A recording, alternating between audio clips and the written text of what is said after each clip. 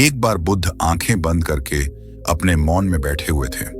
तभी एक व्यक्ति बुद्ध के पास आया और अपने जीवन की सभी समस्याओं को लगातार बोलता गया, लेकिन बुद्ध ने ना अपनी आंखें खोली ना उस व्यक्ति की तरफ देखा। व्यक्ति बोला, बुद्ध, मेरे और मेरे जैसे बहुत से लोगों के जीवन में इतना कष्ट है, फिर भी आप एक मूर्ति की तरह मौन बैठे हुए हैं। व्यक्ति के ऐसे शब्द सुनकर बुद्ध ने अपनी आंखें खोली और शांत भाव से उस व्यक्ति की तरफ देखने लगे। व्यक्ति बोला, बुद्ध, मुझे आपसे एक शिकायत है।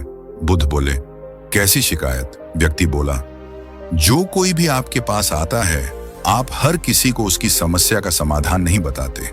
कई बार आप मौन रहते हो और चुप्पी साध लेते हो। ऐसा लगता है आप एक मूर्ति हो जिस पर हमारे दुख का कोई असर नहीं पड़ता। बुद्ध बोले, मैं तो सिर्फ लोगों को चेतन होने को कहता हूं, बाकी नियति की योजना के आगे तो किसी का वश नहीं चलता। व्यक्ति बोला, अगर सब कुछ नियति ही संभाल रही है, फिर तो हमारे लिए जीवन में करने और कहने को कुछ बचता ही नहीं है। बुद्ध बोले, तुम सत्य कह रहे हो। नियति जीवन को खुद ही संभाल रही है, इसलिए पृथ्वी का संतुलन बना हुआ है। बुद्ध की बात सुनकर तो उस व्यक्ति का कष्ट और भी बढ़ गया।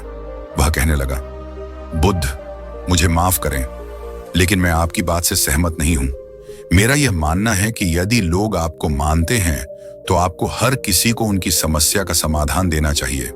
बुद्ध बोले, ठीक है, यदि तुम्हें ऐसा लगता है तो फिर तुम एक दिन मेरी तरह वस्त्र धारण करके मेरी जगह बैठो। व्यक्ति बोला, ठीक है, यदि मेरे पास कोई व्यक्ति आएगा तो मैं उसकी समस्या का समाधान अवश्य ही कर दूंगा।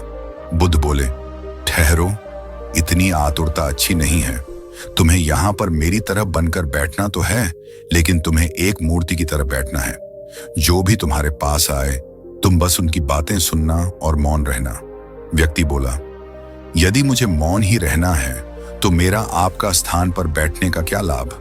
बुद्ध बोले, बात लाभ या हानि की नहीं है, बात नियति की योजना को समझने की है। व्यक्ति ने बुद्ध की बातों को मान लिया और बुद्ध की जगह उनके स्थान पर बैठ गए। तभी एक व्यापारी उस व्यक्ति के पास आया। व्यापारी बोला, महात्मा, आपकी वेशभूषा तो बिल्कुल बुद्ध के समान है। आप भी मुझे बुद्धत्व का रूप ही लगते हैं। मैं आपका धन्यवाद करने आया हूं कि आप जैसे महात्माओं के मार्गदर्शन पाकर मैंने इतनी अपार संपदा अर्जित की है। मैं चाहता हूं मेरी सुख समृद्धि और खुशियां यूं ही बनी रहे। ऐसा कहकर वह व्यक्ति जाने ही लगा था कि अचानक उसकी जेब से कुछ धन गिर गया। व्यक्ति उस व्यापारी को बताना चाहता था, लेकिन उसे फिर याद आया कि बुद्ध ने उसे मौन रहने को कहा है। तभी थोड़ी देर बाद वहां पर एक गरीब व्यक्ति आया जो बहुत परेशान था। उसने इस व्यक्ति को प्रणाम किया और कहा, महात्मा, मुझ गरीब के पास खाने के लिए कुछ भी नहीं है। यदि आप मेरी कुछ मदद कर देते तो मैं और मेरा परिवार भोजन कर पाता।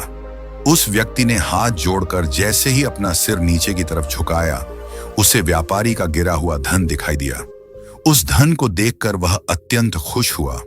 उसने महात्मा के आगे हाथ जोड़े और धन लेकर खुशी खुशी वहां से निकल गया। तभी कुछ देर बाद वहां पर एक नाविक आया। उसने भी उस व्यक्ति को महात्मा समझकर उन्हें प्रणाम किया और कहने लगा, महात्मा, मैं कुछ दिनों के लिए अपने परिवार के साथ एक नाव की यात्रा पर जा रहा हूं। मुझे आपसे आशीर्वाद चाहिए कि यात्रा मंगलमय हो। व्यक्ति ने मौन होकर ही उसकी तरफ देखकर सिर हिलाकर हाँ में जवाब दिया। अब थोड़ी देर और ही हुई थी कि व्यापारी वापस उसी जगह पर आ गया। उसकी नजर जैसे ही नाविक पर पड़ी, उसने उसे पकड़कर कहा, तूने मेरा धन चुराया है। यहीं पर मेरा धन गिर गया था और यहां अभी तू ही खड़ा है। इसका मतलब यह है कि तू ही चोर है। ऐसा कहकर वह उस नाविक को जोर से पकड़कर ले जाने ही लगा था कि उस व्यक्ति से रहा नहीं गया और वह बोल पड़ा, सुनो, नाविक को छोड़ दो। इसने तुम्हारा धन नहीं चुराया है। मैं जानता हूं तुम्हारा धन किसने चुराया है। नाविक से पहले जो एक व्यक्ति आया था, किसी ने तुम्हारा धन चुराया है। व्यापारी ने उस व्यक्ति के सामने हाथ जोड़े और बोला, आपका धन्यवाद, आपने मुझे सच बताया। व्यापारी ने उस गरीब व्यक्ति को ढूंढ निकाला और उसे पकड़कर जेल में डलवा दिया। अब उस व्यक्ति का वक्त पूरा हो चुका था, इसलिए वह बुद्ध के पास आया और सारी घटना उन्हें सुना दी। बुद्ध बोले, पर मैंने तुम्हें मौन रहने को कहा था, तुम्हें बोलने की क्या आवश्यकता थी? व्यक्ति बोला, बुद्ध आप कैसी बातें कर रहे हो? आप हमेशा सत्य की बात करते हो, लेकिन आप मुझे यह कह रहे हो कि मैंने सत्य क्यों कहा? बुद्ध बोले, इन जीवन में जो कुछ भी होता है वो नियति की योजना के अनुसार होता है।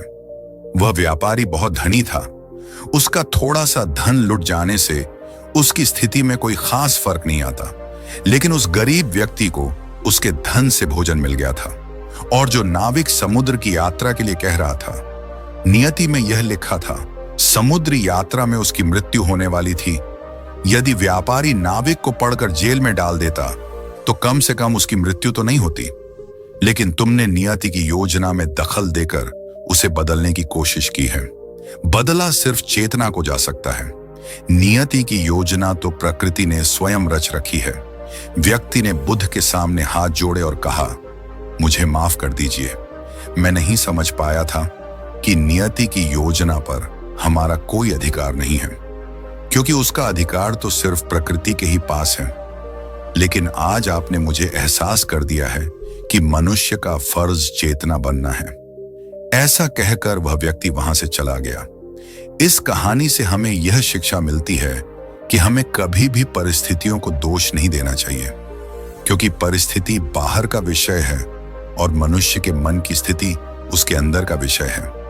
हमारा पूरा ध्यान हमारे मन की स्थिति पर होना चाहिए, ना कि बाहरी परिस्थितियों पर। इसीलिए नियति की योजना को कोसने से अच्छा है कि हम अपना पूरा ध्यान अपने मन की स्थिति को ठीक करने में लगाएं।